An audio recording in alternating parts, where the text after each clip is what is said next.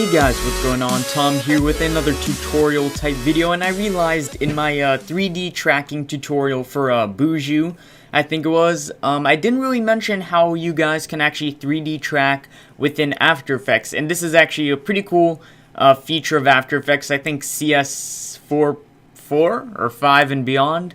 And basically what it is After Effects has its own 3D tracker in here. Basically, that means you don't need to like export for another program and lose the quality. You get to have all your points of contrast at their, pretty much their full quality. And this camera tracker isn't the best, but it's actually gets the job done pretty quickly. So if you don't need like a perfect track, I recommend you guys use this. I jump to this a lot. So let's just start. So basically, I have my footage, and you see all I do is I kind of walk across here. And basically, to have good footage for 3D tracking, you need to make sure you have a few things. You need to have a high shutter speed, which basically means there's less motion blur because you have more frozen frames, and that helps track the points of contrast. That's the main one.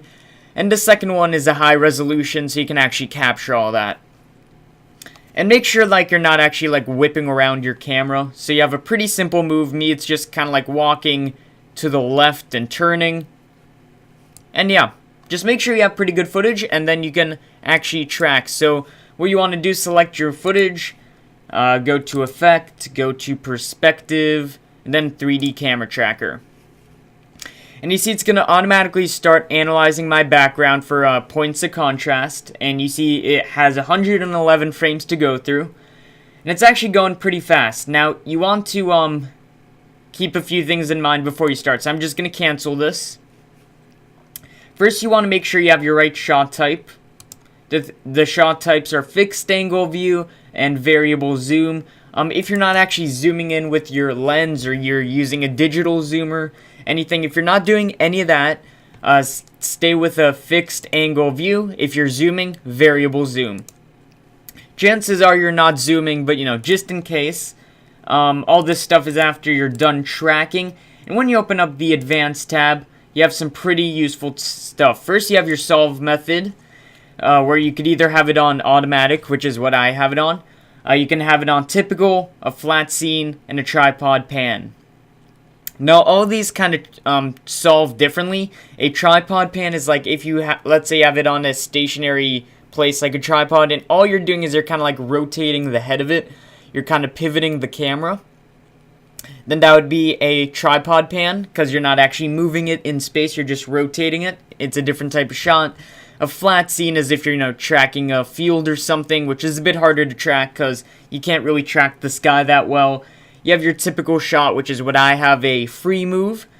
So I could either go on typical or auto detect, but may as well stay on automatic because it gets the job done. And lastly, you have your detailed analysis, which you can enable. It will take longer to track, but it will give you a more accurate track overall. But I'm not going to enable this because it's a tutorial, so we can just begin analyzing. Now, this could take a while depending on how long your shot is, but there's a chance that after this whole process is done, you're not actually going to have a track. And chances are it's either too dark or it's just too blurry, you're moving around too much. So this is pretty much a good stress test to see if your footage will, make the cut. And it's actually going pretty fast. It's at 45%. So I'm going to let that go on. Now, what we want to do with this scene is once it's done tracking is we actually want to solve our camera. So we have a camera doing the exact same movements. Of course, a digital camera. And then we might also like add an object to the scene. And you can actually take your export or your solve once it's done and export it to a 3D program like Cinema 4D or 3ds Max, and then put some 3D objects in there. I'm gonna do stuff all in After Effects, but you could do all that jazz. Okay, we got a few more frames to go, and there we go. Now it's on step 2. Now that it has all our features, it's gonna solve the camera. And here is our solve. You see we have all these colored points. And what's actually pretty cool is if we actually move it in the timeline, they actually stick onto their surface. And you just kind of want to go through here, make sure that it looks correct. I mean, if they're sliding around, try to retrack or actually refilm your footage, but this looks pretty good.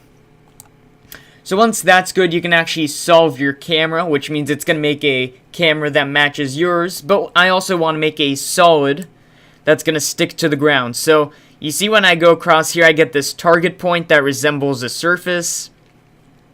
And what that does is it actually averages out 3 points and makes a surface. But what I'm going to do is I'm going to lasso around like 20 or so points, which gives me a fairly accurate target. It looks like it's on the ground, so then just right click your target. And then I'm going to add a solid and a camera.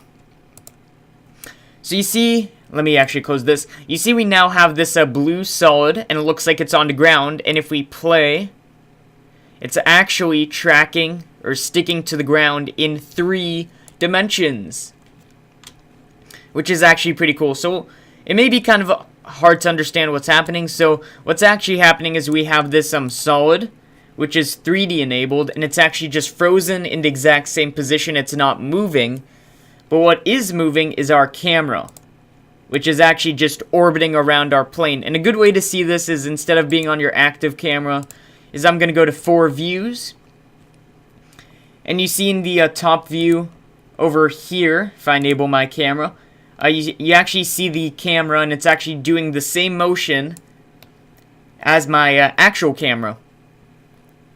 So basically we kind of remade a digital camera, which if you guys are new to this, this is actually really cool, because not only can you add like flat solids onto here, but you can really add anything. You can add 3D objects. You can have stuff like, if you wanted to, you can like remake these bricks and kind of have them explode. You're basically taking your 2D footage and like using a camera to kind of like specify depth in a way, just specify your camera movements, and you can really break, remove, or put anything you want in your footage, which is actually pretty cool. I'm gonna give you guys one example because I'm feeling good about this track. I'm gonna rotate this solid, and you see it's still tracking. And if I actually open up this solid and bring this down, the anchor point, or the pivot point, whatever you want to call it, I'm then just going to make a circular mask. And you guys don't have to do this. This is just an example for what you can do with the 3D tracker. And you see now that I have this oval, it's actually also tracking on pretty much really well, actually, for the After Effects tracker. I'm going to increase the feather. And then I'm just going to put a cool effect on this. This is going to be similar to my portal effect. And then if you want to like add stuff, make sure you have both your solid and your camera. So I'm going to duplicate that. Pre-compose. There we go. And now we kind of have this layer isolated. And what I'm going to do with this is I'm going to add a bit of a texture to it. And I may actually make a tutorial on this in the future because it actually looks pretty cool. We're going to add a vector blur and set that to 150, which will give it kind of like a liquid glass looking feel. And you see now if we ram preview, we have this weird looking oval made out of like ice or glass or something tracked in our scene. And you can actually add 3D shadows, 3D reflections, pretty much anything you guys want. So, yeah, pretty much the same tutorial as in Buju. A bit lower tech, but it gets the job done. You don't always need Buju or PF Track for your easy tracks. Of course, it's always a more accurate track if you know what you're doing. But hopefully you guys enjoyed this tutorial. If you didn't understand, make sure to rewatch or send me a message. And if you enjoyed, good for you. Now you know more stuff, and good luck with your effects. And I'll see you guys on the next video. Peace.